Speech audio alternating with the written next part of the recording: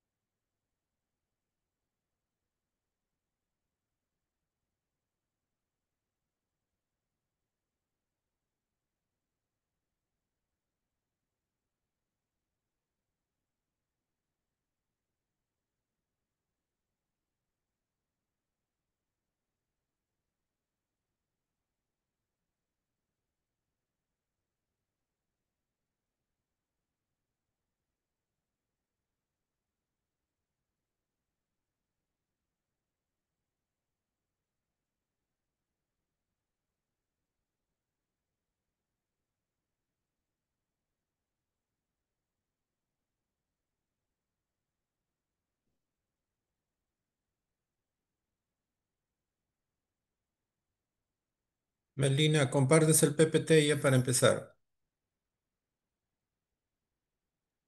Ok, doctor, enseguida.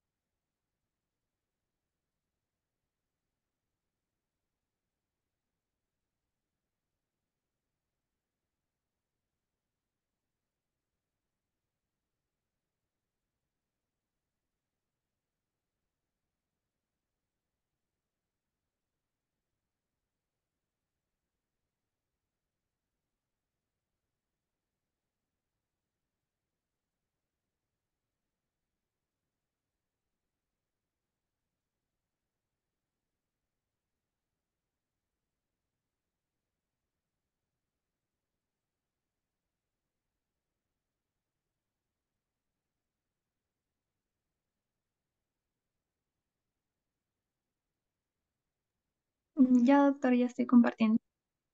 Muy bien.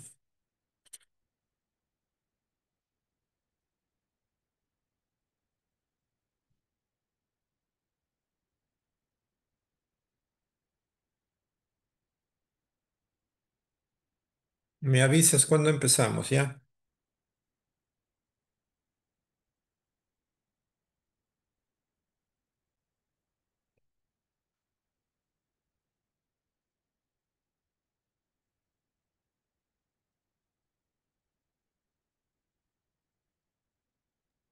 Ya, ok, doctor. 2 minutos más que se conecten mis demás compañeros, por favor. Ok.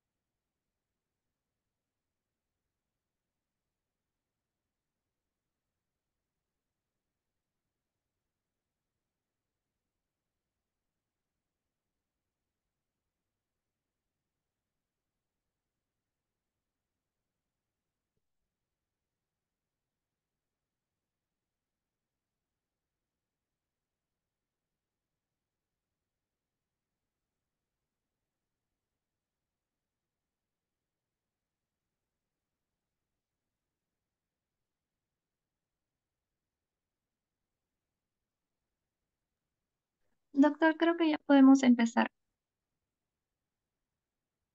Muy bien. Buen día. La clase de hoy día ah, hizo inmunización materno-fetal. Es una clase muy, muy interesante y va a estar en nuestras manos poder hacer algo por esos productos de madre RH negativos, ¿no? A ver, vamos a empezar. La siguiente,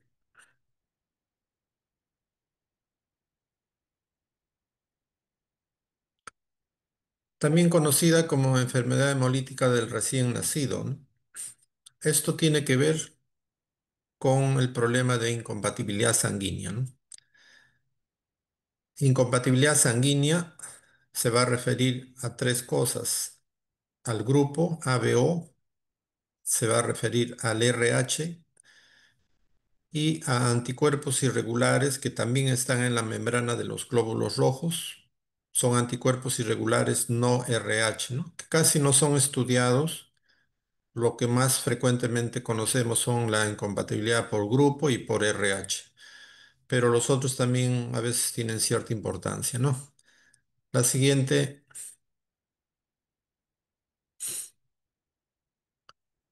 eh, el problema se va a presentar cuando la madre es del grupo O. En este caso vamos a tratar primero incompatibilidad de grupo y en un rato ya vamos a tratar incompatibilidad por RH, ¿no? En estas primeras láminas vamos a tratar lo que es de grupo ABO.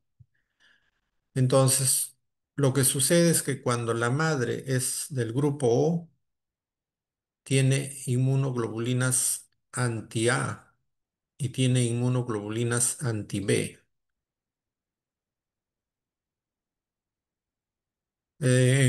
Estamos viendo la placenta, hay una parte fetal y una parte materna, pero en la misma placenta es donde se van a cruzar esta sangre de ambos, ¿no? Y ahí es donde se va a producir el problema de incompatibilidad, pues, si es que no son del mismo grupo, ¿no? Si la madre es RH negativo y es del grupo O y el producto también es del grupo O, pues no hay problema, ¿no? Porque es el mismo grupo. Madre grupo A, el bebé grupo A, no hay problema, ¿no? El problema cuando son grupos diferentes, ¿no? Como ya vamos a ver en las siguientes láminas. La siguiente,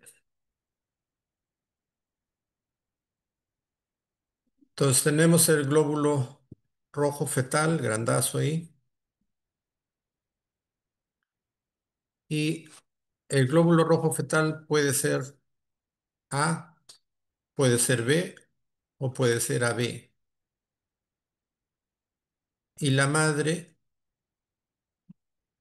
puede tener inmunoglobulinas anti-A o puede tener inmunoglobulinas anti-B.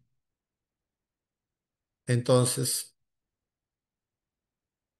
si el producto es de otro grupo sanguíneo diferente, entonces la madre ha fabricado anti-A, entonces le va a hacer daño al producto.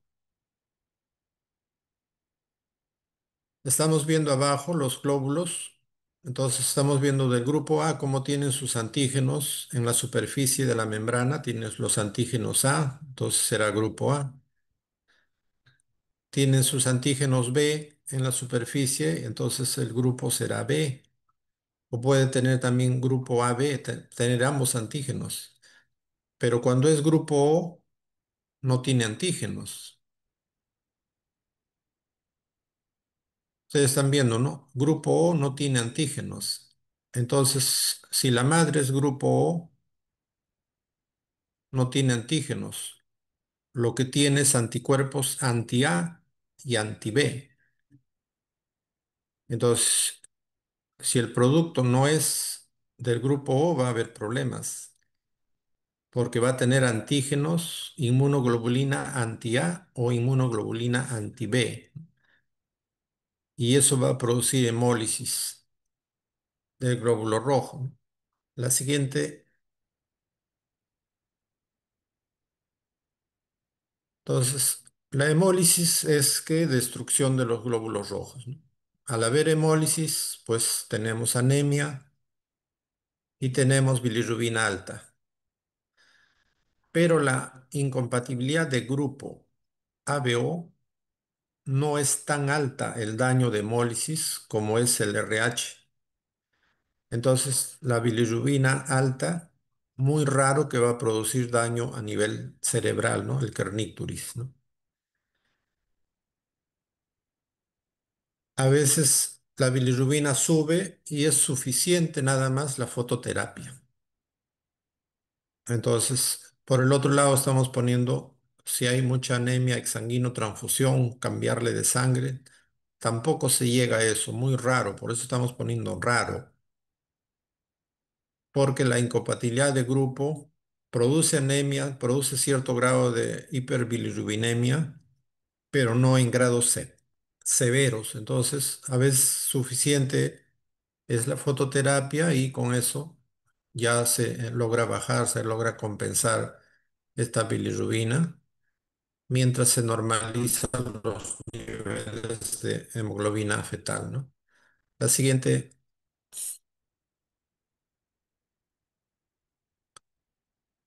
entonces, cuando tenemos incompatibilidad ABO, ¿cómo hacemos el control materno? ¿No?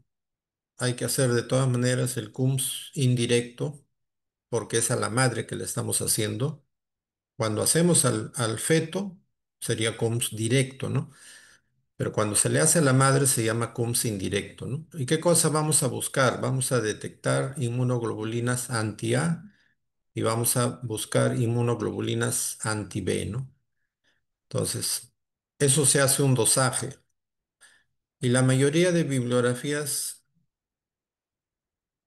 algunos dicen 16, otros dicen 32, otros dicen diferentes valores, pero la que más como un estándar, mayor a 32, ya sería un criterio diagnóstico para incompatibilidad de grupo A, B, O, ¿no?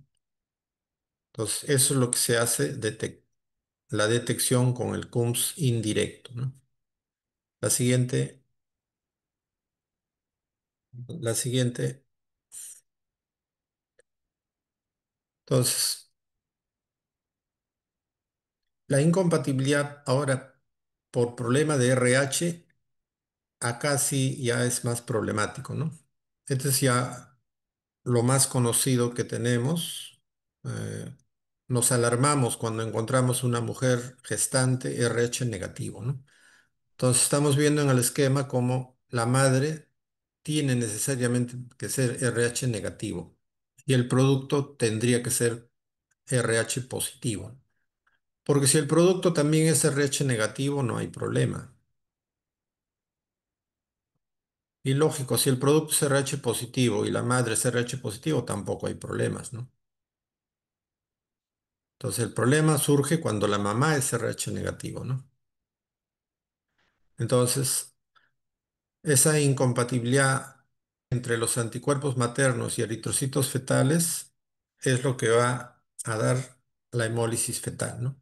Entonces, la finalidad de nosotros de estudiar esto, de saber, es poder detectar pronto y prevenir con inmunoglobulinas anti-RHD, ¿no? Hay inmunoglobulinas para poder prevenir esto. La siguiente. Entonces, ¿qué es el factor RH, no? El factor RH es una proteína de membrana, ¿no? Del glóbulo rojo.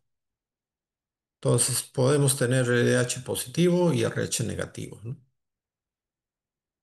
Así como estamos viendo abajo en el esquema, los grupos A, B, grupo ABO, hay antígenos ahí, ¿no? Antígeno A para grupo A, como ya les expliqué, pero también en esa membrana hay antígenos que son esas proteínas que se llaman RH, ¿no?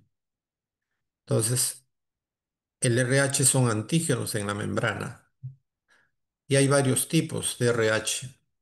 Hay un tipo C, hay un tipo D, hay un tipo E, mayúsculas todos, hay también E minúscula, hay C, ¿no? Pero La incompatibilidad más frecuente es por RH D mayúscula, ¿no? Hay otros también que están en la membrana que son los tipo no RH, que hemos dicho en la primera lámina, creo, que son estas proteínas llamadas Lewis, Kell, Duffy, MNS y varios más, ¿no? Pero los mayor implicados en esa inmunización es el antígeno D, ¿no? El D mayúscula. La siguiente. Ahora, ¿qué cosa va a causar esta isoinmunización, no? La causa es esa mezcla de sangre. Todo lo que haga mezclar sangre fetal con materna va a acelerar este proceso. Entonces, el parto, por supuesto, ¿no? Porque hay presión, hay pujo, hay contracción uterina, hay rotura, hay micro roturas de la placenta. En el mismo parto hay rotura de las membranas de la placenta, hay mezcla de sangre que va a pasar al producto. Entonces, y también por ende del feto que va a pasar a la madre. Entonces, el parto es una causa de isoinmunización. ¿Qué más? La amenaza de aborto, porque en la amenaza de aborto también hay sangrado ahí en la decidua, ¿no? En lo que va a ser la placenta. En la placenta previa también hay problemas. En el DPP, cuando hacemos amniocentesis también, porque introducimos la aguja y podemos pinchar y esa sangre, al estar en el torrente y mezclarse con la sangre materna, también va a producir la generación de anticuerpos. El trauma abdominal también por rotura de placenta, las versiones cefálica externa sobre todo, puede producir desprendimiento de placenta y mezcla de sangre. La expulsión de la placenta es el, el típico, la típica causa de esa inmunización. También el embarazo ectópico, ¿no? Entonces, todo lo que produzca mezcla va a producir esa inmunización. La siguiente,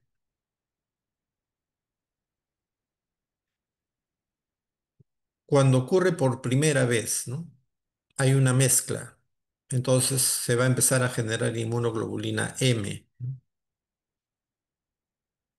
Pero la M es una inmunoglobulina grande que no atraviesa la placenta. Entonces, por más que ya se ha hecho la respuesta inmunológica, no va a atravesar la placenta, entonces no va a producir daño fetal.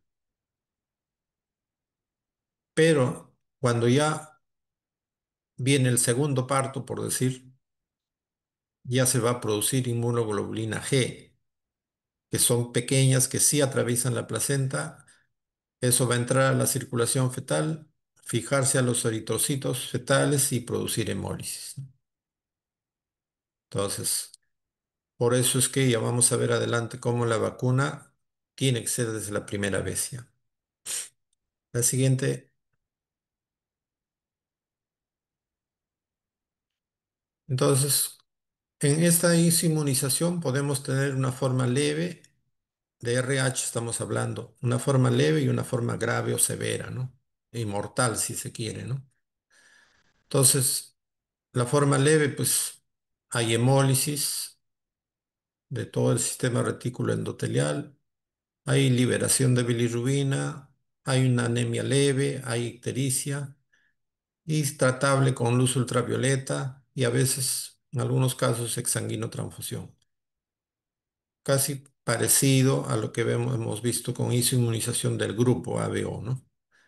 Entonces, eso es la isoinmunización RH leve, ¿no? La siguiente, pero hay ya una forma severa, ¿no? Esta forma severa, pues hay gran destrucción de glóbulos rojos. Por supuesto que va a haber bilirrubina muy alta. Esa bilirrubina es indirecta, por si acaso, ¿no? Es alta, que van a impregnar los núcleos basales del cerebro, el famoso kernicterus. Y eso va a producir daño neurológico permanente y a veces hasta muerte, ¿no? La anemia es severa. porque hay gran cantidad de destrucción de glóbulos rojos. Entonces, si el producto tiene anemia, la compensación del feto se va a dar. Entonces va a aumentar la hematopoiesis fetal para compensar la baja de eritrocitos, ¿no? ¿Y quién es el que va a compensar? ¿Quién va a generar glóbulos rojos? En el feto es el hígado, ¿no? En el adulto son los huesos, pero en el feto es el hígado fetal quien toma el comando, ¿no? Entonces, el hígado al estar ocupado formando glóbulos, va a descuidar la producción de otras sustancias importantes, ¿no? Entre ellas las proteínas que forman, ¿no? Entonces, eso va a hacer que se baje la presión oncótica en el torrente sanguíneo fetal, en el plasma, en todo el cuerpo del bebito, y eso va a hacer que aparezca citis, va a hacer que aparezca edema subcutáneo, va a haber derrame pleural, va a haber derrame pericárdico, y por otro lado, como la anemia es severa, el corazón va a tratar de compensar con esos pocos glóbulos rojos que le quedan de bombear al cuerpo. Entonces aumenta el ritmo cardíaco y el corazón late, late, late hasta que llega a insuficiencia cardíaca, ¿no? Entonces, consecuencia final, hidropesía fetal es lo que se llama esto, ¿no? La siguiente, entonces vamos a tener, sale un producto hinchado en anasarca, con derrame, con ascitis, con derrame pleural, derrame pericárdico, edema cerebral. El cordón está hinchado, testículos hinchados, el subcutáneo hinchado y al borde de la muerte, ¿no? Con insuficiencia cardíaca, ictérico. La siguiente. Entonces, ¿qué cosa tenemos que hacer? Entonces, la primera consulta prenatal, grupo sanguíneo ABO, y hay que hacer el RH, madre y si es posible la del padre, ¿no? Eso de cajón en el control prenatal, ¿no? No puede existir una paciente que llegue a dar a luz sin grupo sanguíneo, sin RH. Eso es fatal, no puede haber. Y sigue habiendo hasta ahora.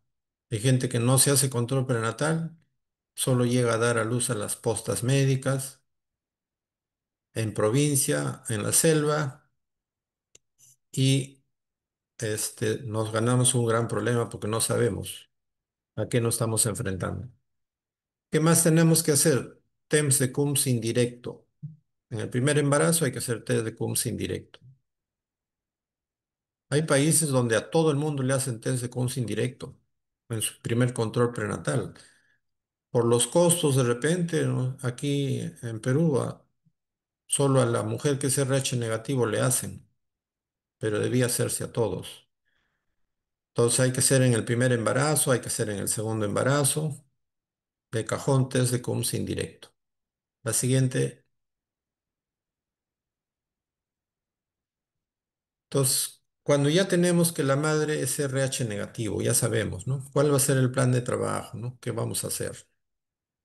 Por supuesto, si la madre es RH negativo, nosotros queremos saber si el producto es RH negativo. Porque si el producto es RH negativo, no vamos a tener problemas. Pero es bien raro que esto suceda. Entonces, generalmente son RH positivos. Entonces, hay una forma de determinar el RH fetal, ¿no? Que es con PCR, ¿no? Se extrae del plasma fetal ADN fetal, del plasma materno, perdón, ADN fetal, y por PCR podemos determinar el RH fetal. Hay ciertas instituciones que sí lo hacen, la mayoría parece que no lo hacen. ¿Qué más tenemos que hacer? A la madre RH negativo tenemos que hacerle el CUMS indirecto mensual hasta la semana 28. O sea, apenas si uno detecta en el primer control prenatal que es RH negativo, tenemos que hacerle cada mes CUMS indirecto, CUMS indirecto, CUMS indirecto, CUMS indirecto, hasta la semana 28. Después de la semana 28, cada 15 días hasta acabar el embarazo. ¿Qué cosa vamos a estar monitoreando? Los niveles de titulación, ¿no? Entonces, vamos a ver que si las diluciones están menores a 1,16, el riesgo todavía es bajo, entonces podemos seguir el embarazo, ¿no?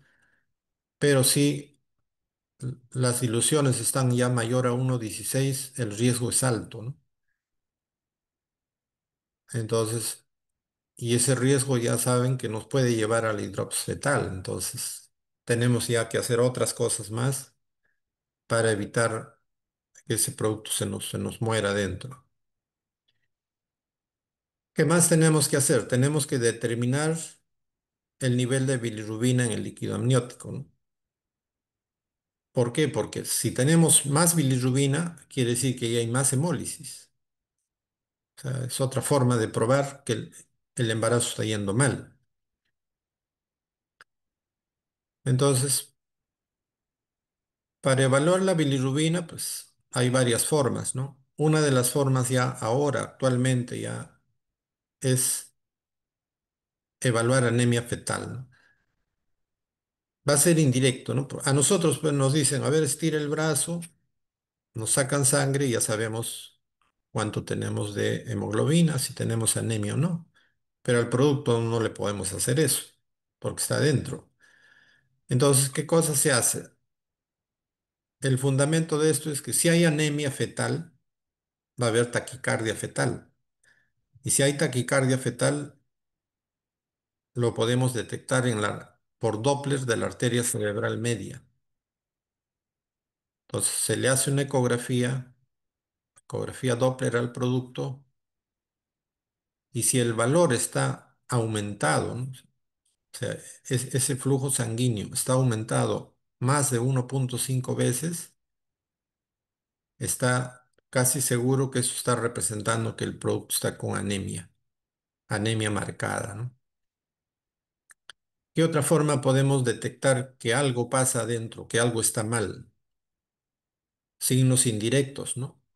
El edema, si encontramos un producto que está con edema, que está con derrame pericárdico, que está con derrame pleural, que está con ascitis, esos son signos casi muy precisos que el hematocrito de ese producto está a menos de 15, o sea, está con 5 de hemoglobina. Porque si estuviera con una hemoglobina normal, probablemente no tendría esos signos, ¿no? Es un signo indirecto de que las cosas se están dando mal dentro del útero materno, ¿no? ¿Qué otra forma de detectar bilirrubina, anemia? Sería pues cordocentesis, ¿no? Pero también habíamos dicho que la cordocentesis puede inmunizar más, ¿no? Pero igual se puede hacer, ¿no? Ya se evalúa directamente el hematocrito fetal, ¿no? ¿Qué otra cosa? ¿Cuándo indicar transfusión por cordocentesis, ¿no? Porque a la vez que le estás sacando hemoglobina, pues, ya le hiciste el procedimiento invasivo, pues, no va a ser solo para eso, ¿no? Si ya tenemos canalizado esa vena umbilical, entonces podemos hacer transfusión por ahí, ¿no? Y eso se hace cuando encontramos un hematocrito menor de 30, o sea, 10 de hemoglobina para abajo, y lógico en fetos menores de 32 semanas. ¿Por qué menores de 32 semanas? Porque todavía estamos dando tiempo un poquito para que el feto madure, ¿no? Porque si el feto ya tiene 33, 34, 35, ya tenemos que sacarlo ya. ¿Ya para qué lo vamos a seguir manteniendo dentro del útero materno, ¿no? Ya tendríamos que sacarlo ya. La siguiente, entonces, ¿cuándo y cómo terminar el embarazo, ¿no? Entonces ya cuando pasa las 32 semanas, ya le hemos hecho sus monitoreos, decimos ya hasta aquí nomás, sacamos ese producto. Hay que madurar con corticoides y cesárea electiva, ¿no? No puede ser sometido a parto estos productos, ¿no? La siguiente, ahora, ¿cómo prevenir? Ya hemos detectado, ya sabemos que es RH negativo, su primer parto. Entonces, el primer parto todavía está, de repente se ha inmunizado con la inmunoglobulina M, la grandasa, que no está pasando todavía la placenta y todavía no le ha hecho daño al producto, ¿no? Y el producto va a salir bien. Entonces, pero si no hacemos esa prevención, vamos a tener problemas para el segundo parto. Entonces, le aplicamos inmunoglobulina anti-D, 300 microgramos, ¿no? Algunos dicen puede aplicarse endovenoso o intramuscular. La mayoría opta por intramuscular, ¿no? Entonces, ¿cuáles serían las indicaciones? Después de la semana 28, aplicar esta eh, vacuna y durante las 72 horas postparto, ¿no? O sea, tenemos hasta 3 días para poder aplicarle, ocurrido el parto, aplicarle la vacuna, ¿no? Y también cuando podríamos poner, dice, ante la presencia de cualquier evento potencialmente sensibilizante, ¿no? Si el paciente detectamos que ha tenido placenta previa, pues, hay que ponerle. Si detectamos que ha hecho un DPP, hay que ponerle. Y también abajo dice, ¿no? Después de un aborto también hay que ponerle, porque igual hay mezcla de sangre, ¿no? Entonces, teniendo esas consideraciones, nosotros vamos a poder proteger para que esta madre no haga mucha reacción inmunológica y el siguiente parto, pues no tengamos problemas, ¿no? Muy bien, chicos, gracias. Gracias, Melina. Ahí Ah, tenemos la bibliografía de la que saqué este tema, ¿ya? muchas gracias, doctor. Muy bien, chicos, gracias. Nos vemos. Gracias, doctor. Hasta luego.